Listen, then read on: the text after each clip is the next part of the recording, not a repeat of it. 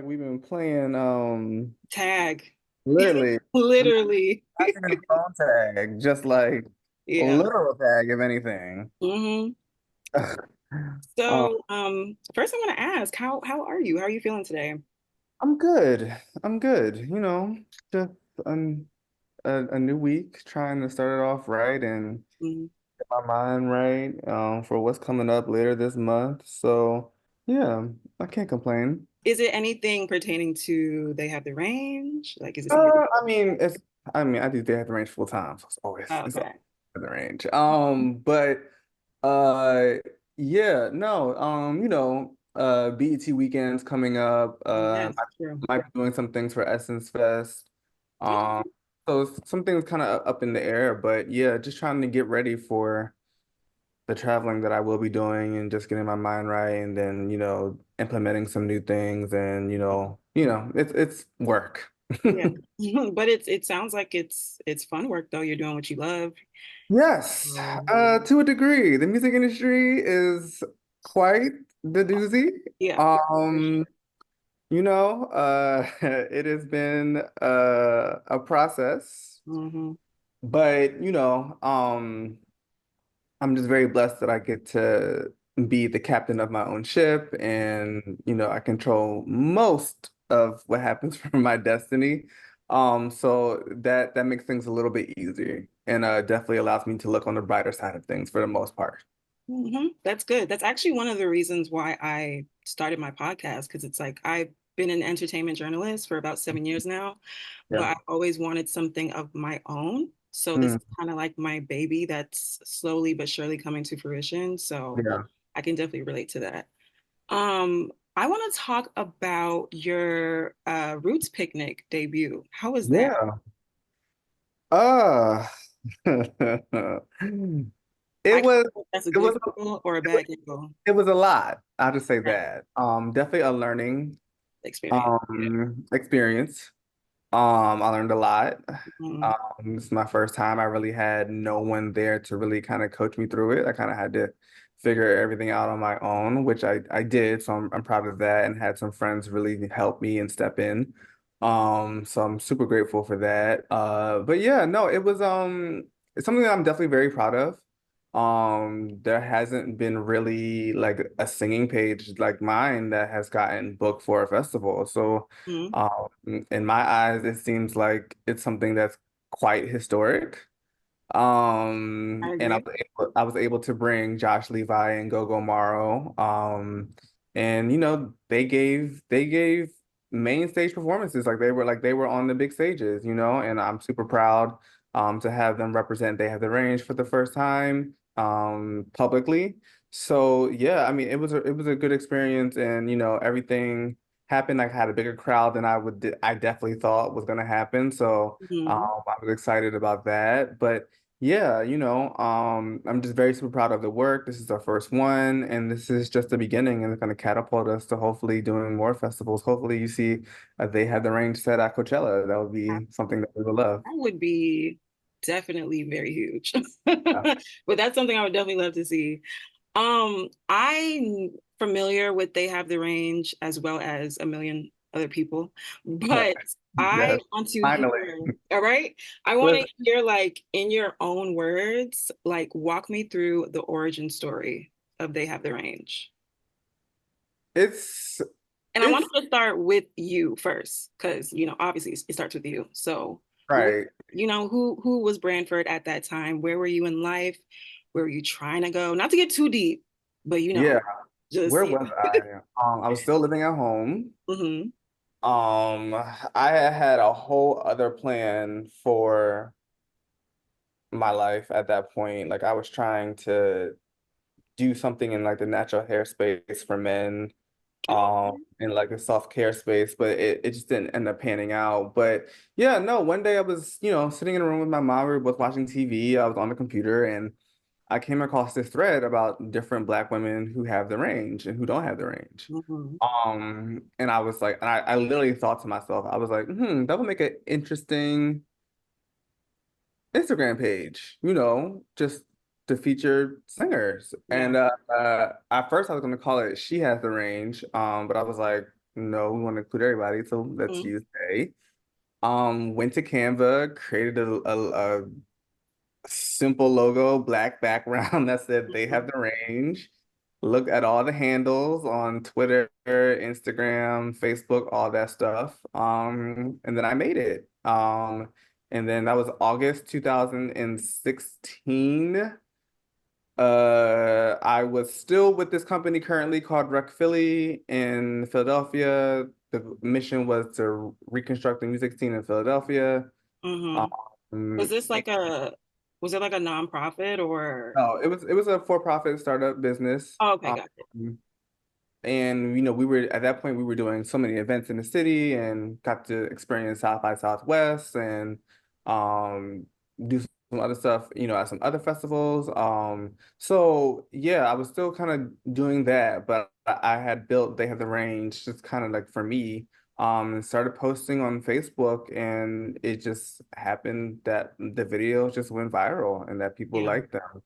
Um, and I did that for about 2 years on Facebook, and then they had some copyright issues because they didn't have the same deal that YouTube had with the labels. So I moved over to Instagram and I started posting on there regularly and promoting regularly, and it's kind of like a bomb, just like Exploded. yeah, because there wasn't really many pages that were dedicated to Black singers that were consistent and like just as pervasive as I was. Um, and just making sure that I was really being seen by the audience that I wanted to be seen by. And yeah, it just kind of just exploded from there. And this is almost August will be 8 years later. Mm. So yeah, 8 years later, we're still here and kicking.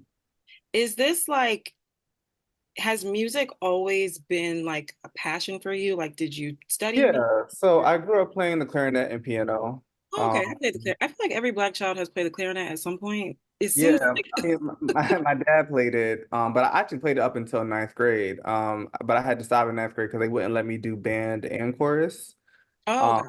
and I chose chorus. And yeah, but I did musical theater as a kid.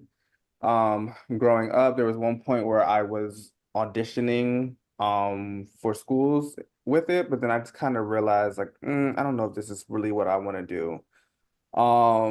And yeah, I mean my parents named me after a jazz musician, so Brentford Marsalis. That's what I'm named Okay. after. Okay, so So yeah, it was in written. some right, so in some sort of way, I feel like I was ordained to do something in music, Yeah. right? It was a calling on my life, if you would say. But yeah, no, I yeah, I mean, music has always been in my life. My father was a videographer, so he shot weddings. So the basement was right near my room, so I would be going to sleep listening to wedding music. Hmm. You know, I grew up in church, so I was always on choirs at church. And yeah, I mean, I think that's kind of where, my foundation came from. And then that spread to the other stuff. I mean, my mother played the piano, um, and my father still played, actually, he's in a band now. He plays the bass guitar, electric guitar. So, music has always been something in my life. I just didn't know where I wanted to fit in. After I didn't become like the next Chris Brown at 16, I was like, we got to think about what we want to do. So at Yeah. Temple University, I took a music and marketing class my junior year, and I think everything just kind of clicked. Okay. I was like, okay, this is where I see myself being. Like, we planned mock tours, we created marketing campaigns for our favorite artists, and I was like, okay, like this is what I see myself doing. Hmm. And then I got an internship with that same professor, actually running his social media for the artists that he was managing at the time. Most of them were legacy acts. So it's so interesting that now I've built something out via social media when literally that was kind of like my training back in, oh, I don't even know what the 2011, Hmm. right?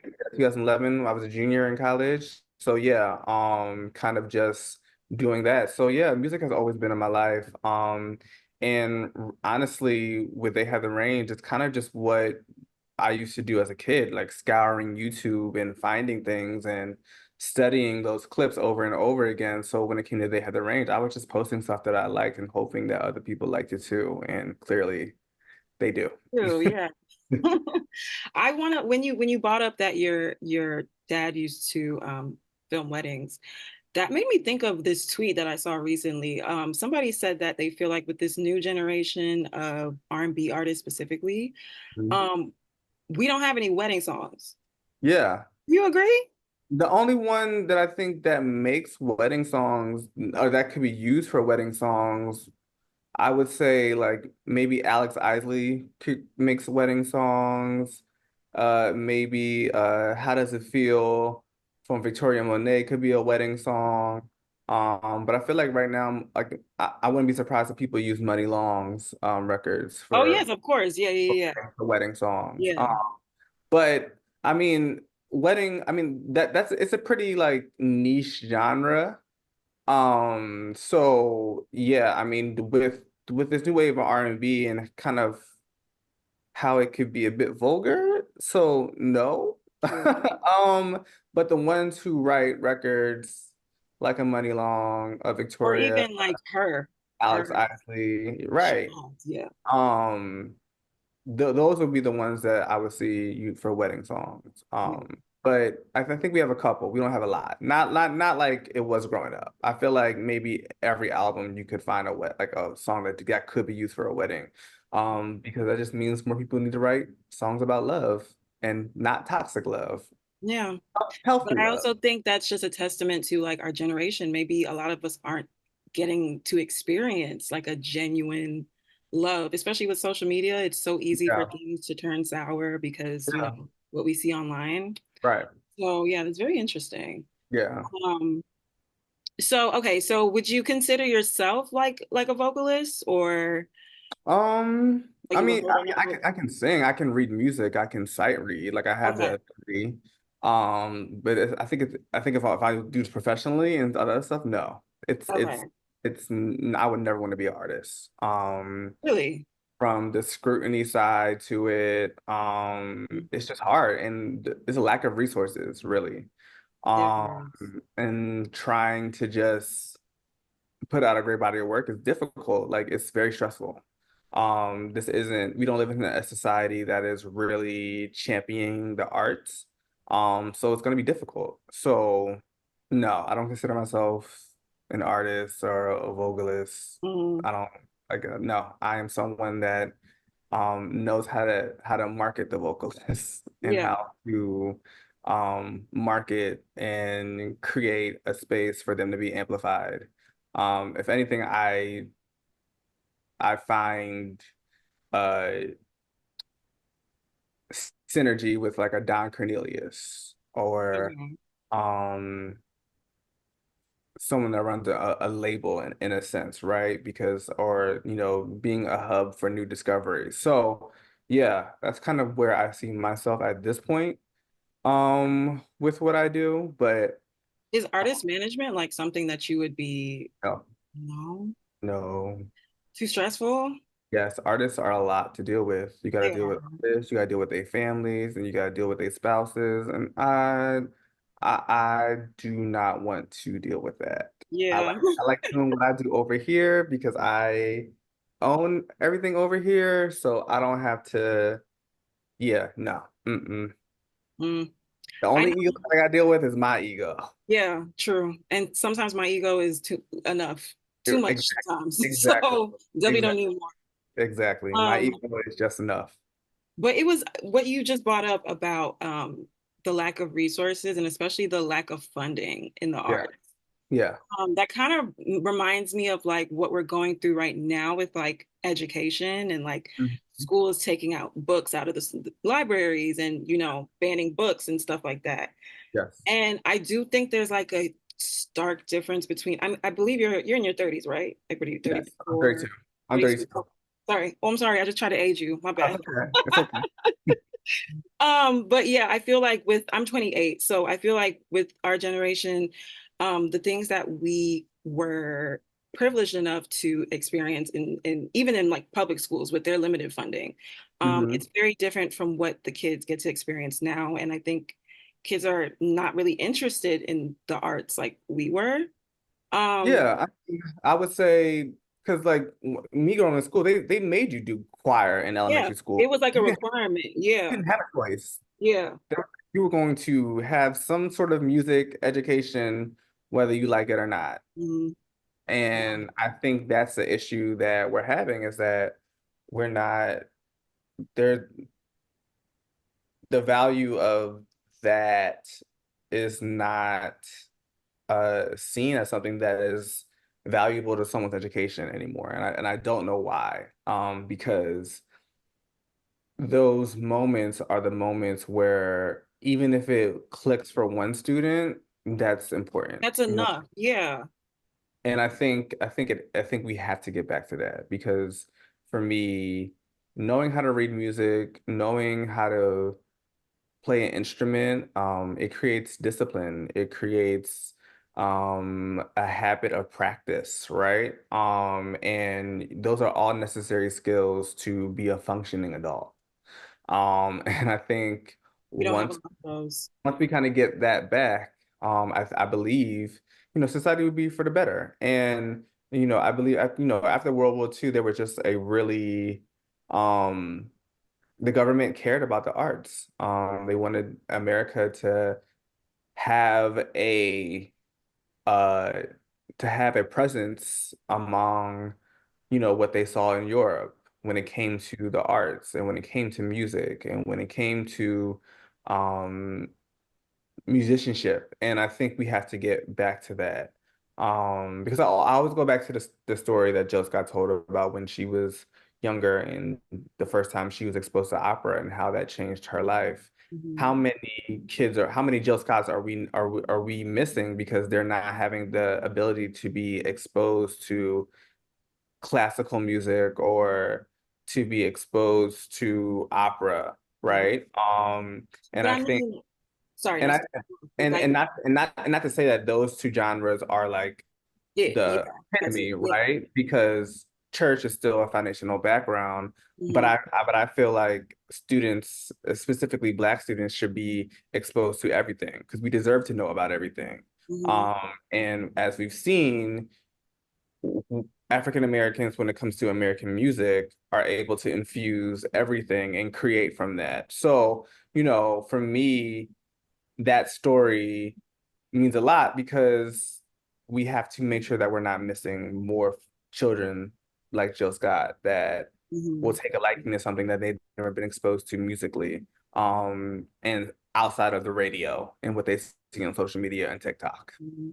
Yeah. So I yeah, was gonna say, I mean, technically, they have the resources to find these things. Like we all have right, phones, we all have Spotify or whatever. We could easily just look it up.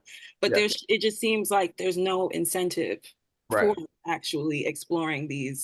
Right. And it's also different from listening to it on your phone than going and sitting down Live. and Yeah. watching opera, Hmm. or going to see a musical, right? It's a much different experience, right? And I think that needs to be something that is changed.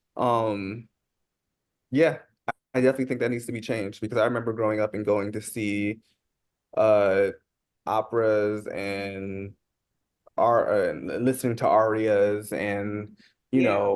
being amazed at it and and taking what I've saw and being taught in my school. So yeah, I just think that music education is really important, and I think it just up music education will always uplift the society. And once that happens, I think things will, make a turn for the better musically, and what we're hearing and what is being made. Yeah. Do you think that's something that's missing from a lot of these new artists? Like Um, foundation?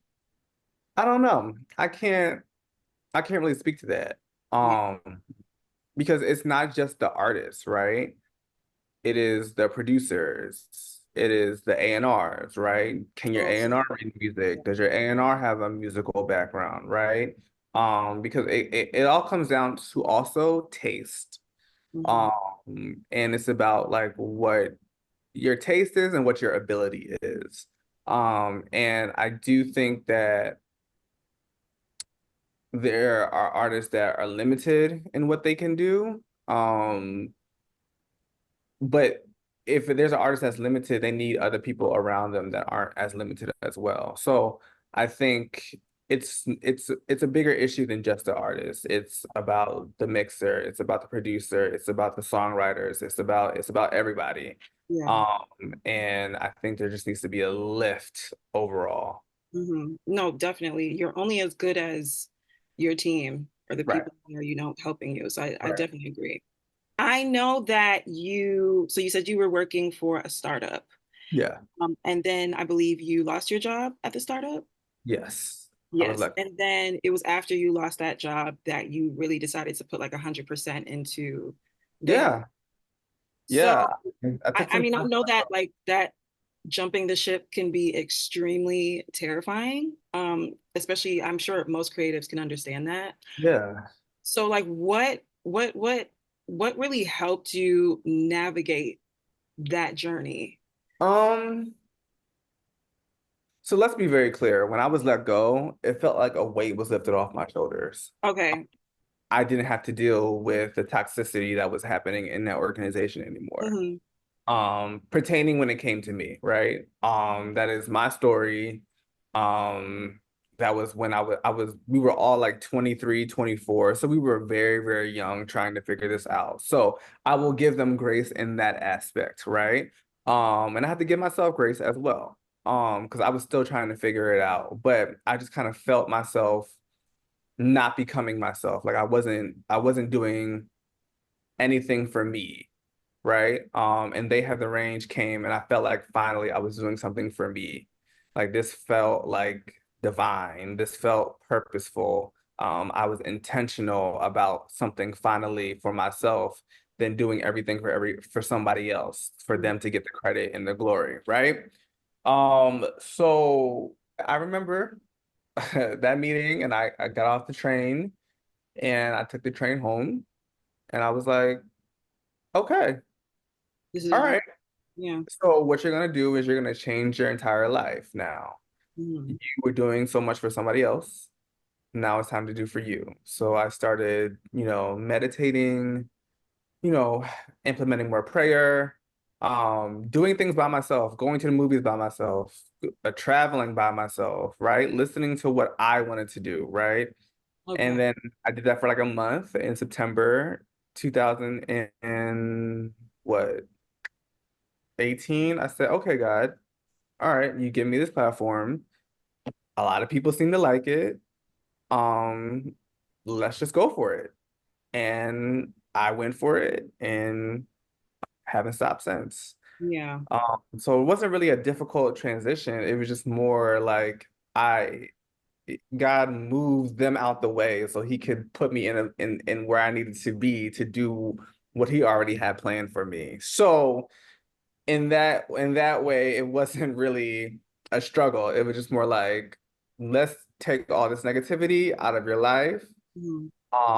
and let's do something where you feel like it's not even work and that you will actually love and enjoy doing. And that's really the basis of it. Was there ever like any fear or any doubts like No, because because you gotta remember, so when I got let go, I was already doing this for like a year and a half on okay. Facebook. Okay. I had started it while I was still at the startup. And it was going well.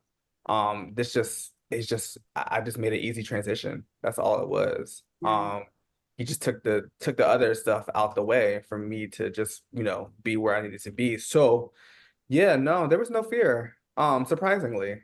Hmm. Because I enjoyed it. I knew how to do this work, Hmm. right? So it never felt like, you know, Wrong thing or should I? yeah, I never felt any fear. None at all. Okay. Well, that's Yeah. really nice because I am, I'm definitely, I definitely have, I love what I do, but I definitely have my Yeah. moments where I'm like, should I even be doing this? Maybe I should be. Yeah, I mean, I think that's normal. I mean, there were plenty of times I ready to delete this page because I was like, I'm sick of this. Yeah. But again, it's like there's like one thing that can happen that could be like, you know what? No, I understand. This is why I'm doing it. Mhm. This is bigger than me. There is a bigger purpose than me. That's why, you don't really see my face because I didn't want to make it about me. I Yeah. wanted to Yeah. make it about the artist. I wanted to make it Mhm. about the craft, right? So, since it's not about me, it has made things a lot easier, especially when it comes to like they have the range. So yeah, no, I mean, I definitely have my moments where I'm frustrated, and again, it's the music industry. It is not Easy. fair Mhm. most of the time, but yeah, no, there was no fear because of the messages that I get of how artists react when they're posted, of being able to be connected to artists that I've been fans of and had them respect my work. So those little things really keep me going. So there really wasn't any fear at all. Yeah. What has been the most um, fulfilling Mm. moment for you throughout this entire journey? It's Kind of definitely looking uh, for- it's definitely going to be the moment that I did with a challenge with Mariah Carey. Um, Okay.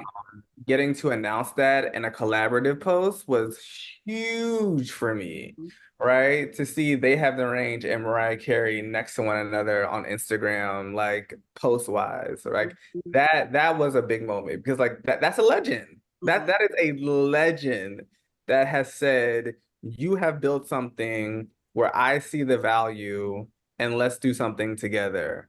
And like that's like music royalty to Or- me. So it's yeah, like that's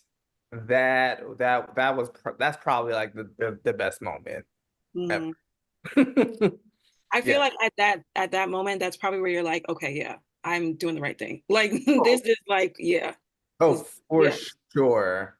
mhm, That definitely put the battery in my back. yeah, And that just opened so many doors for me as well because to be acknowledged by an artist of that caliber, just really means a lot. mhm, Especially to celebrate Butterfly 25, like like that's something I'll never forget. mhm. And I'm extremely grateful for the opportunity. Speaking of Mariah Carey, have you seen the Apple Music 100 greatest albums of all time list? I have. So I went Hold through on, the list, but if I hold recall, on, there was no Mariah hold Carey on. on there. I'm gonna stop you because they're not paying for us for this promo. So let's not even talk about it. Let's just say Mariah Carey needs to be included in everything, and we're gonna leave it at that. Absolutely. Okay. You are so Okay. right. You are Mm-hmm. so right. Okay.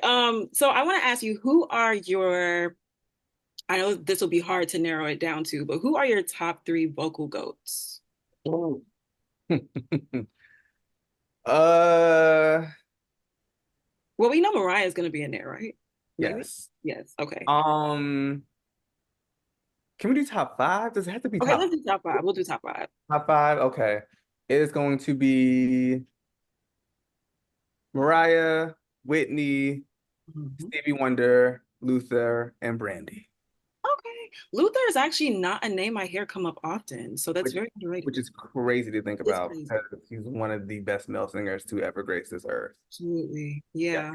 You are so, yeah, that's very Yeah. right. Um, what vocal trends are you not a fan of currently? Like, which Um, ones do the girls like to overdo and it just never really executes very well?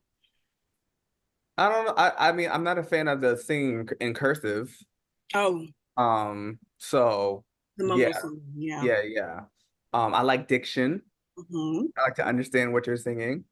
That's about it. Yeah. Um, I mean, I'm definitely a key change and big note kind of guy. Those are always my favorite things. And I love me runs and I love me backgrounds. So yeah, the only thing I just don't like are the girls that don't like to use diction. Yeah. And that actually goes back to what you said with us growing up in chorus and like musical programs. And that also reminds me of like Ariana Grande, who just got off of her whole Wicked, run. And a lot of her fans have noticed that since she was filming Wicked, her voice, the way she enunciates her words, she opens Yeah. up her mouth more, things like that can really help you become like a better vocalist. I think it's very I think more singers should probably partake in, like you said, like musical theater, because that's a lot of Yeah. things that you learn.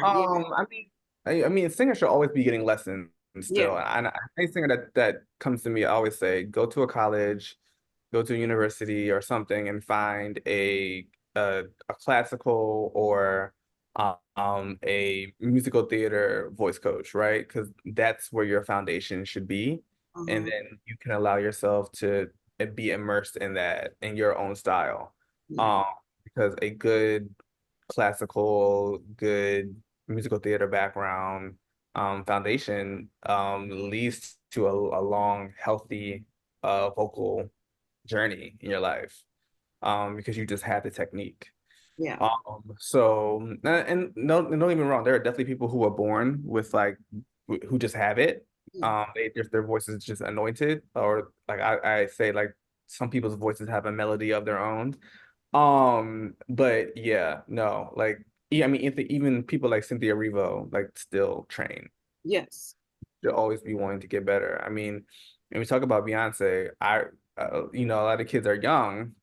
We know where Beyonce started Started. vocally. You're right. We remember where she was In the when trenches. the first album came out, right? But the great thing about her is that she was dedicated to her craft and she strived to get better.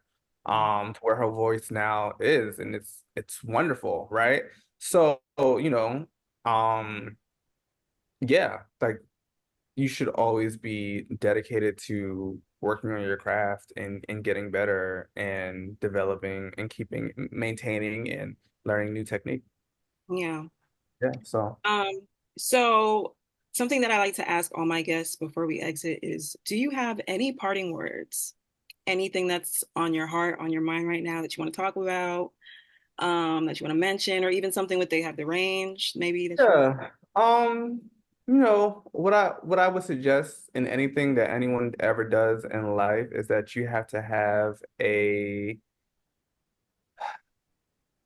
belief in yourself that will not ever waver, no matter if what your mama says, your daddy, your cousin, your spouse, your brother, sibling, no matter what, you have to believe in yourself wholeheartedly, 100%, Mhm. um, to do whatever you want to do in this life. And that's kind of why I think I was able to accomplish so much with They Have the Range because I believe in myself completely Yeah. through and through. There is no one who can shake that because I've known what I'm capable of, and I know there's more work that I have to do. So my parting words would be whatever you want to do and whatever you want to accomplish, believe in yourself 1,000% and make sure that no one can make you question it.